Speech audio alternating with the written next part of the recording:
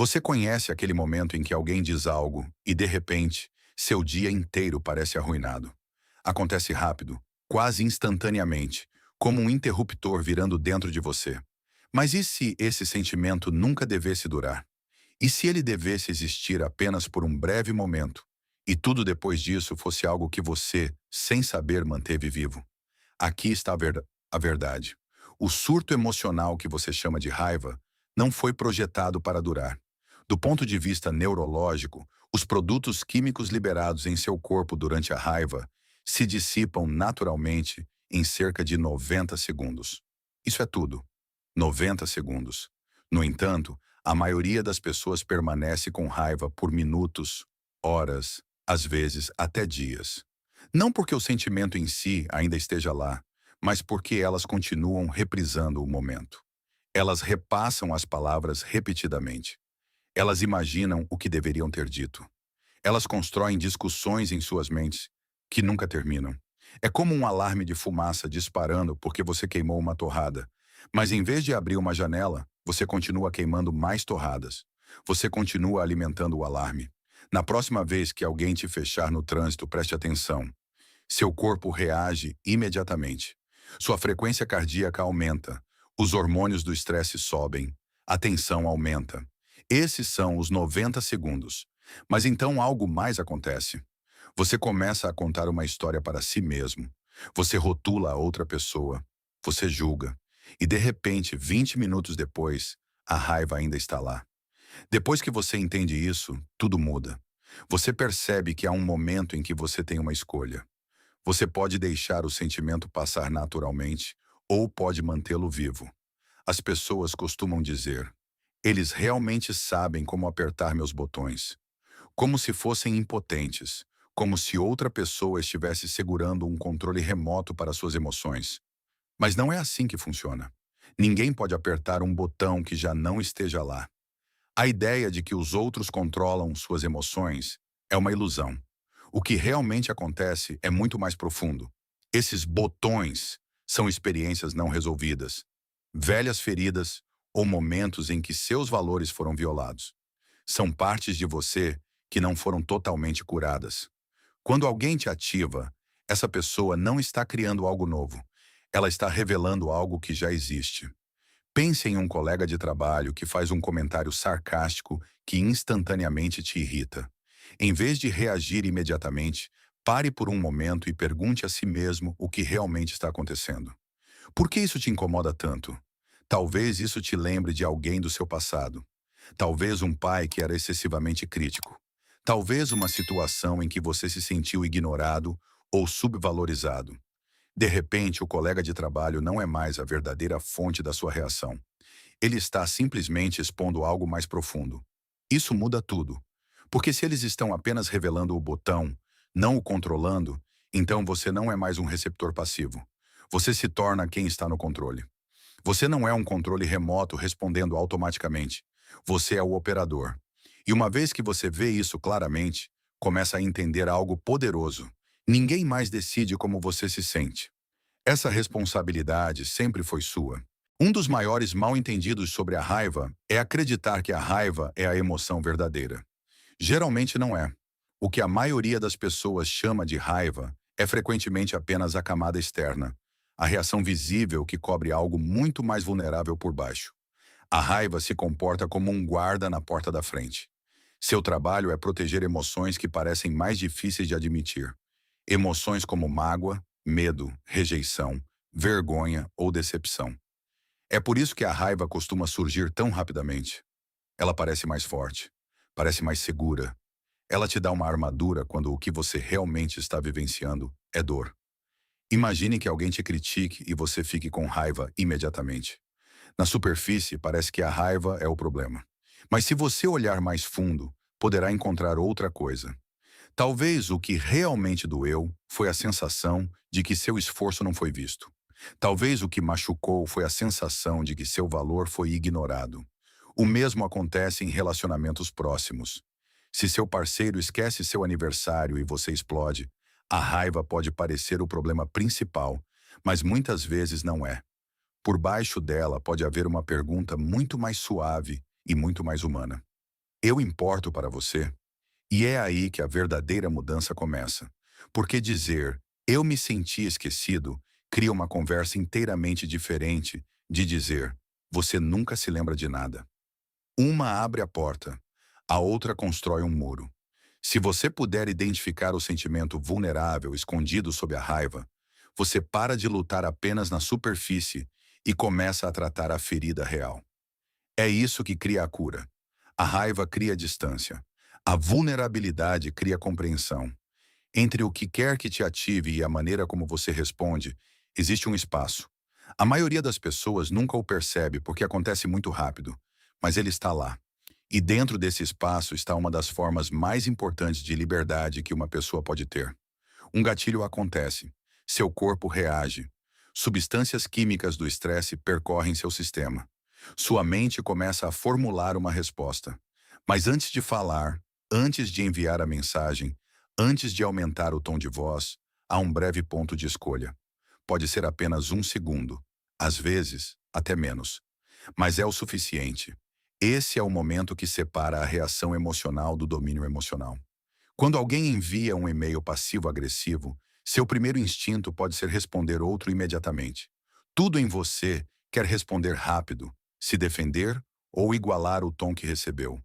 Mas se você parar por um momento que seja e perguntar: de qual resposta eu me orgulharia amanhã? Você interrompe o padrão automático. Você entra naquele espaço, e esse espaço muda tudo. Em vez de ser como uma bola de pinball, jogada de um lado para o outro por cada situação, você se torna a pessoa que segura os controles. Você para de viver à mercê do humor, das palavras e do comportamento de outras pessoas. Você começa a escolher sua resposta com intenção, em vez de entregá-la ao impulso. Pessoas que parecem calmas sob pressão não são necessariamente menos emocionais do que as outras. Elas simplesmente aprenderam a viver dentro desse espaço entre o gatilho e a resposta.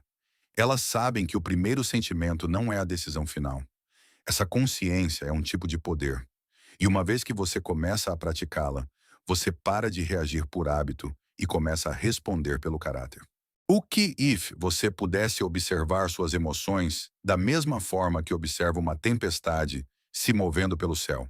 Você a vê, sente sua presença, mas não se torna a própria tempestade. Esse é o poder do que pode ser chamado de eu observador. Dentro de você, há uma parte que pode notar a emoção sem ser consumida por ela.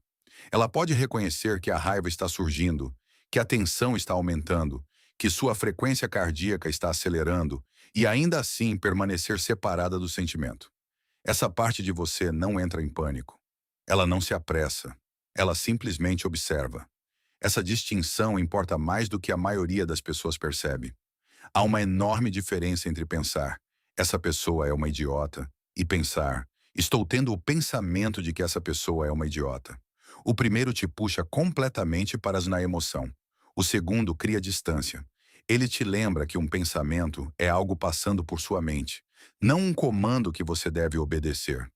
Imagine um momento em que seu filho adolescente revira os olhos para você.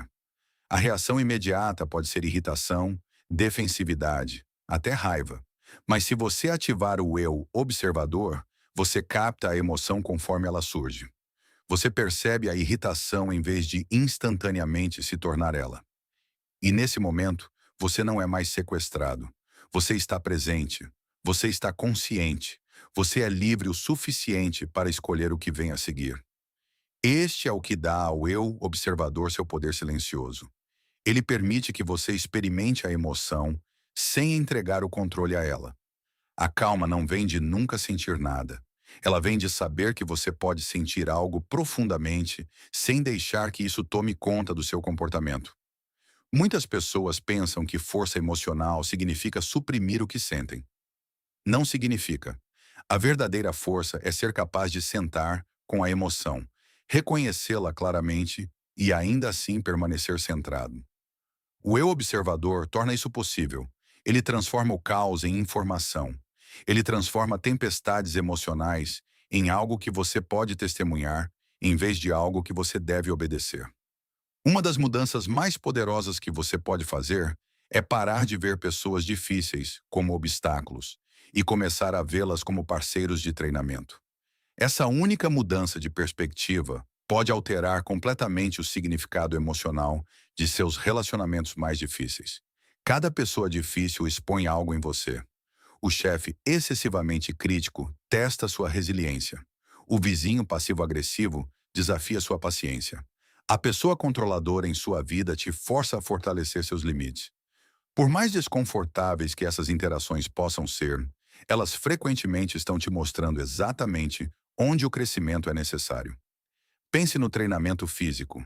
Um bom treinador não te ajuda a crescer mantendo você confortável. O crescimento vem através da resistência. O crescimento emocional funciona da mesma maneira. As pessoas que mais te frustram são frequentemente as que estão exercitando justamente os músculos que você evitou desenvolver. Imagine que seu chefe centralizador envie outra enxurrada de e-mails em um único dia. A história mais fácil é dizer a si mesmo que ele não confia em você, que está tentando te controlar, que está tornando sua vida miserável. Mas o que acontece se você enquadrar isso de forma diferente? E se você vir esse momento como uma chance de praticar a calma sob pressão, de responder com clareza em vez de ressentimento, de permanecer firme enquanto outra pessoa está sendo difícil? De repente, a situação deixa de ser pura perseguição. Ela se torna treinamento. Isso não significa que comportamentos prejudiciais sejam aceitáveis. Significa que você se recusa a deixar que o comportamento de outra pessoa defina seu estado interior. Em vez de reagir como uma vítima do momento, você se torna um estudante dele. Você começa a perguntar o que essa interação está tentando te ensinar. Quando você faz essa mudança, até mesmo relacionamentos dolorosos começam a revelar um propósito. Cada interação desafiadora se torna uma oportunidade para se tornar emocionalmente mais estável, mais autoconsciente e mais intencional. A pessoa que antes parecia seu maior problema pode, na verdade, estar te mostrando onde seu próximo nível de força está esperando. Muitas pessoas entendem mal os limites. Elas pensam que limites são muros destinados a excluir os outros, algo frio ou defensivo. Mas não é isso que são limites saudáveis. Limites são mais como portões, e é você quem decide o que entra e o que fica de fora. Eles não servem para controlar outras pessoas. Servem para você ser claro consigo mesmo sobre o que aceita e o que não aceita.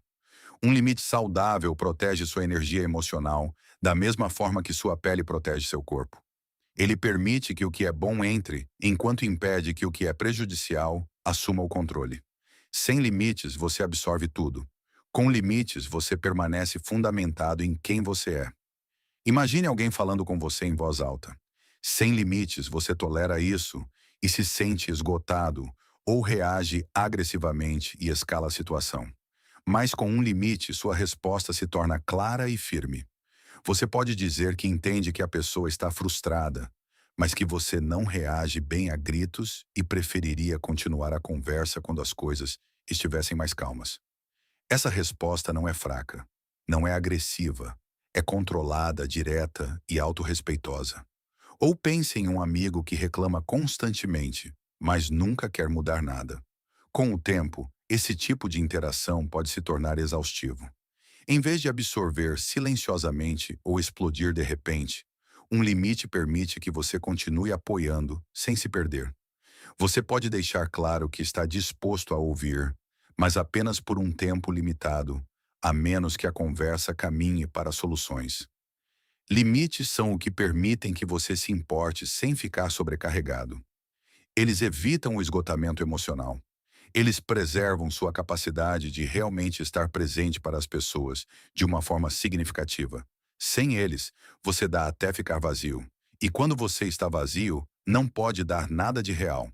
Há momentos em que a coisa mais inteligente que você pode fazer é se afastar. Não como uma fuga, não como esquiva, mas como uma escolha deliberada para proteger a qualidade da sua resposta. Esta é a diferença entre fugir e fazer uma pausa estratégica. Quando as emoções estão à flor da pele, seu sistema nervoso é ativado. Seu pensamento se torna mais estreito. Suas reações se tornam mais rápidas e menos ponderadas. Nesse estado, é fácil dizer coisas que causam danos, coisas que levam muito mais tempo para serem reparadas do que levaram para serem ditas. Uma pausa temporária interrompe esse ciclo. Ela dá ao seu corpo tempo para se acalmar e à sua mente tempo para retornar à clareza. Imagine estar em uma conversa acalorada quando você já está estressado com outra coisa. A pressão aumenta rapidamente. As palavras saem mais afiadas do que o pretendido. A situação escala. Mas se você pausar e reconhecer que não está no estado adequado para continuar, tudo muda. Você pode reconhecer que a conversa importa, mas também que seu estado atual não favorece um resultado produtivo. Escolher se afastar por um curto período não é abandonar o assunto. É escolher retornar a ele em melhores condições. Este tipo de pausa protege tanto o relacionamento quanto sua integridade. Ela evita momentos de arrependimento, o tipo de reações que perduram muito tempo depois que a situação passou. Muitas pessoas pensam que força significa permanecer no momento, não importa o quê. Mas a verdadeira maturidade é saber quando recuar para que você possa voltar mais forte, mais claro e mais intencional. Às vezes, alguns minutos de espaço podem evitar horas de conflito desnecessário. Podem preservar algo que, de outra forma, poderia ser danificado por uma única reação descontrolada. Suas reações emocionais não são aleatórias. Elas seguem padrões, mesmo que você nunca tenha parado para percebê-los. O que te ativa hoje está frequentemente conectado a algo que aconteceu muito antes deste momento. E até que você entenda esses padrões, você continuará pisando nas mesmas minas terrestres emocionais repetidamente. Pense nas pessoas ou situações que consistentemente te tiram do sério. Raramente é apenas sobre o que está acontecendo agora. Geralmente está conectado a algo familiar. Um tom de voz que te lembra de alguém do seu passado. Um certo tipo de crítica que ecoa uma experiência antiga. Uma situação que parece rejeição porque se assemelha a algo que você já viveu. Uma vez que você começa a reconhecer essas conexões, suas reações começam a fazer sentido. Em vez de ficar confuso com suas próprias emoções, você começa a ver o padrão por trás delas. Por exemplo, você pode notar que figuras de autoridade que parecem impacientes te deixam defensivo imediatamente. Ou que o sarcasmo te ativa porque te lembra de alguém que o usou para te machucar antes. Esses padrões não são acidentes. Eles são pistas. Ao identificá-los, você ganha um tipo diferente de controle. Você para de ser pego desprevenido. Você para de reagir como se cada situação fosse nova. Em vez disso, você começa a antecipar o que pode te ativar e se prepara para isso. Essa preparação muda tudo, ela transforma a reação em consciência. Dá a você a chance de responder em vez de repetir o mesmo comportamento automático. Entender seus gatilhos não é culpar o passado, é reconhecer como o passado ainda influencia o seu presente. E uma vez que você vê isso claramente, pode começar a se mover de forma diferente. Você pode contornar a mina terrestre em vez de pisar nela. Gostar de alguém não significa carregar tudo o que essa pessoa sente. Existe uma diferença entre ser solidário e ficar sobrecarregado pelo estado emocional de outra pessoa. E se você não reconhecer essa diferença, acabará se perdendo nos problemas alheios. É possível permanecer compassivo e, ao mesmo tempo, manter o distanciamento emocional. Você pode reconhecer a dor de alguém, entender que a pessoa está lutando e ainda assim permanecer centrado em seu próprio estado emocional. Pense nisso como estar em solo firme enquanto ajuda alguém que está na água. Você pode estender a mão, oferecer apoio e guiar a pessoa, mas não pula e se afoga com ela. Por exemplo, imagine um amigo passando por uma situação difícil que te liga todos os dias para desabafar. Se você absorver toda essa emoção sem nenhum limite, isso irá te esgotar lentamente.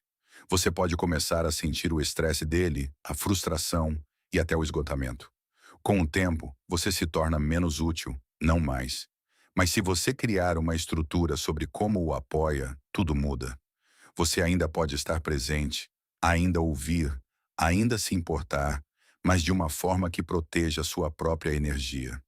Você permanece firme em vez de ficar sobrecarregado. Esse tipo de distância não é frio. É o que torna possível o apoio a longo prazo. Porque quando você está emocionalmente esgotado, não consegue ajudar ninguém de verdade. As pessoas que carregam os problemas de todo mundo costumam acreditar que estão sendo fortes, mas na realidade estão se exaurindo lentamente. A verdadeira força é saber se importar profundamente sem perder o equilíbrio. E quando você encontra esse equilíbrio, sua presença se torna mais estável, mais consistente e muito mais valiosa para as pessoas que precisam de você. Na maioria das vezes, você não está reagindo à realidade em si. Você está reagindo à história que conta a si mesmo sobre o que está acontecendo. E essa história molda tudo o que você sente. Quando algo te ativa, sua mente começa imediatamente a construir um significado em torno disso. Você interpreta o tom, as palavras e as ações.